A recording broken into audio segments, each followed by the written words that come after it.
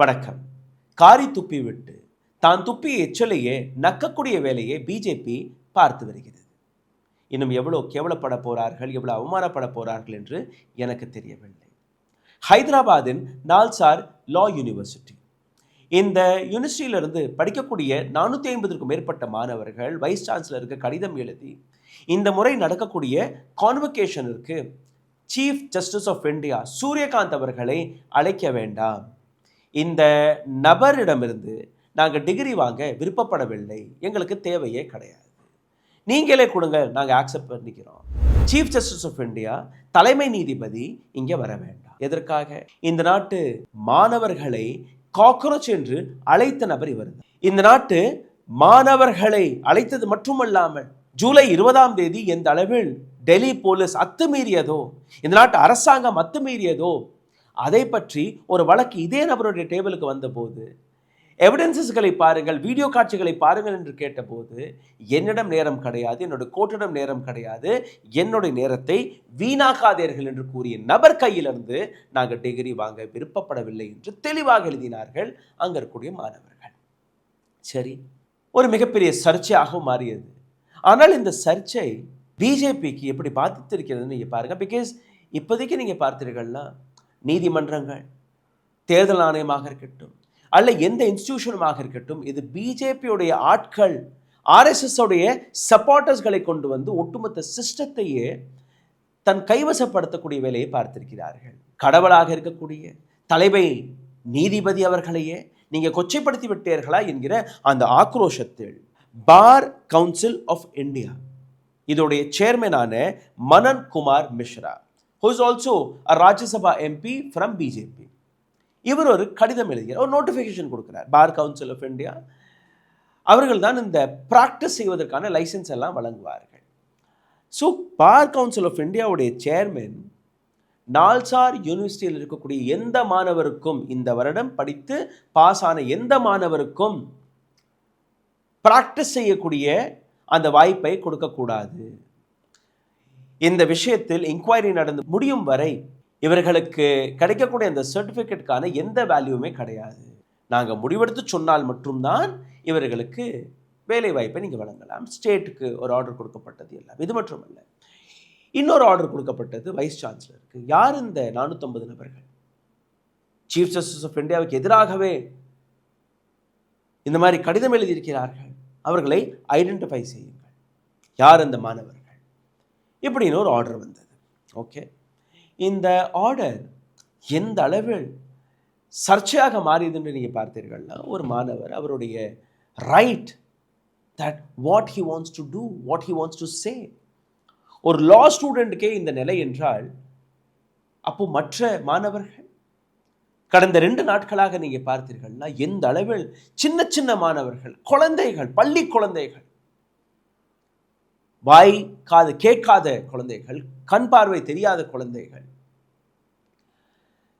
Primary ஸ்கூல்ல இருக்கக்கூடிய குழந்தைகள் உட்பட இன்னைக்கு இதில் எஜுகேஷன் சிஸ்டத்திற்கு எதிராக குரல் கொடுக்க தொடங்கி விட்டார்கள். இங்கே we are talking about a law college student. அவர்கள் சீஃப் ஜஸ்டிஸ் ஆஃப் இந்தியா கையிலிருந்து நாங்கள் டிகிரி வாங்க விருப்பப்படவில்லை என்கிற அந்த விஷயத்திற்கான காரணத்தையும் எடுத்துக்காட்டியதற்கு பின்பு இது போன்ற சர்க்குலர் மனன் குமார் மிஸ்ரா வழியாக வெளிவருகிறது.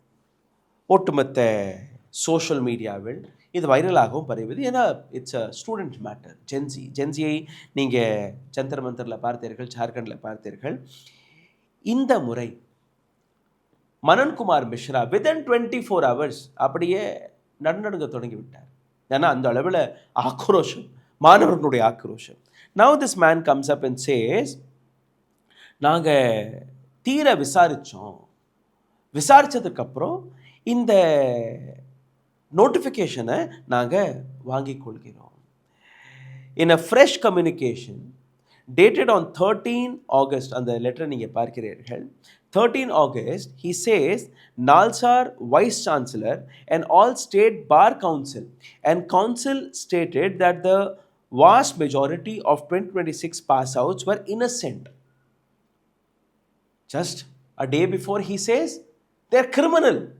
அவர்களுக்கு வேலை வாய்ப்பே கொடுக்கக்கூடாது, அவர்களோட டிகிரியை வீணாக்கியிருங்கள், அவர்களோட வாழ்க்கையை வீணாக்கியிருங்கள். இதே நபர் ஏன்னா சுற்றி இருக்கக்கூடிய மற்ற அட்வொகேட்ஸ், மற்ற பார் கவுன்சில் இருக்கக்கூடிய நபர்கள் இந்த நபரை காரி துப்பி இருக்கிறார்.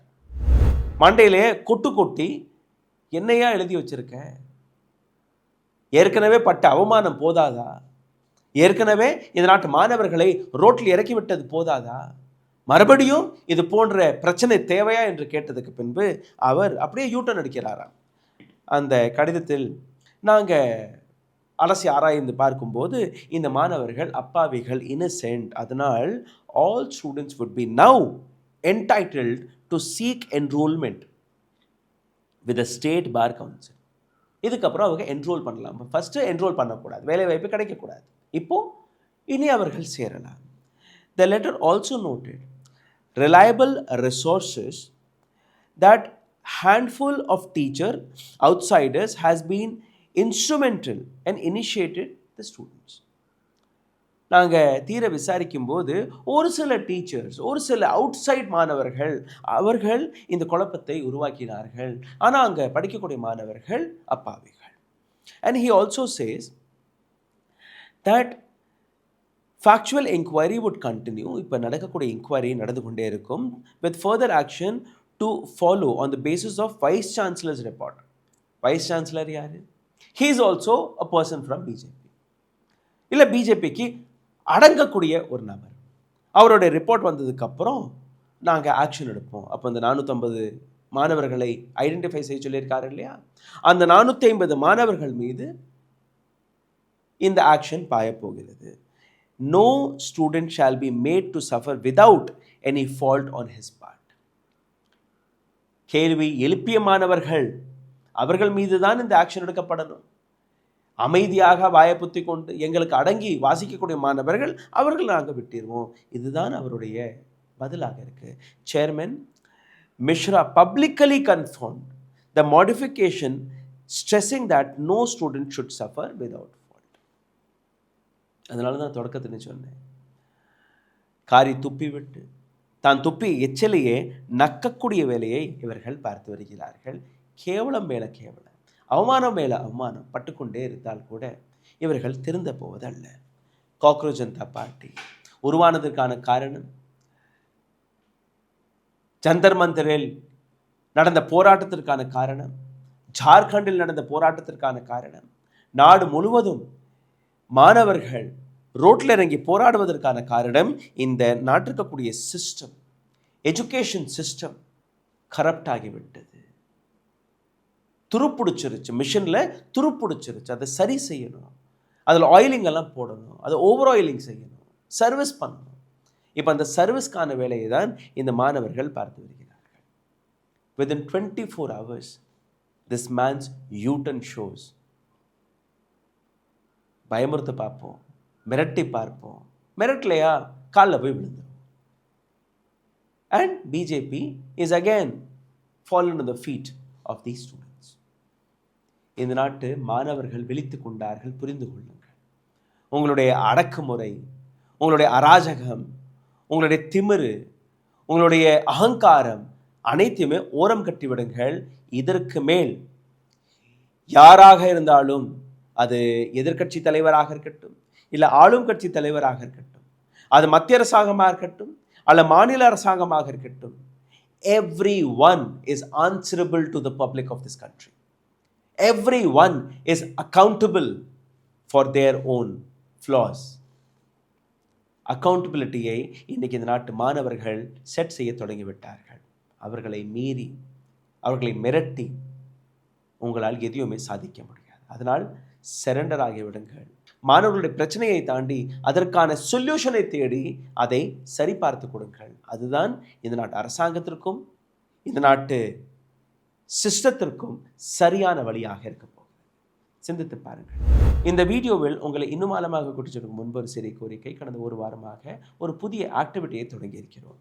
நீங்கள் எந்த நாட்டிலிருந்து, எந்த கிராமத்திலிருந்து, எந்த நகரத்திலிருந்து அல்ல எந்த டிஸ்ட்ரிக்டிலிருந்து இந்த வீடியோவை பார்க்கிறீர்களோ அந்த இடத்துடைய பெயரை எழுதிவிடுங்கள் என்று கூறினோம். அதன்படி ஏராளமான நபர்கள் தன்னுடைய இடத்துடைய பெயரை எழுதி வருகிறீர்கள். இதனால் எங்களுக்கும் ஒரு ப்ளஸ் பாயிண்ட், எங்கெல்லாம் எங்களுடைய வீடியோ போய் சேர்கிறது என்று எங்களுக்கும் தெரிய வருகிறது.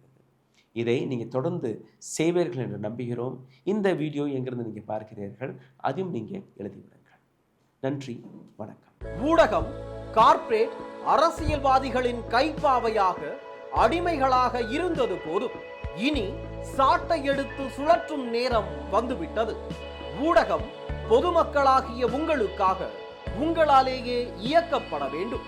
ஊடக சுதந்திரத்திற்காக உங்களின் பங்களிப்பை இன்றே அளித்திடுங்கள். ஓ, அப்ப அந்த மிஸ்டர் அண்ட் மிஸ்ஸஸ் பெர்ஃபெக்ட் உண்மையிலேயே வர்த்து. நரம்பு தளர்ச்சியிலிருந்து விடுபட்டு உடம்பு ஒரு புது வீரியம் பெற மா நேச்சுரல்ஸோட மிஸ்டர் பர்ஃபெக்ட்டை யூஸ் பண்ணுங்க.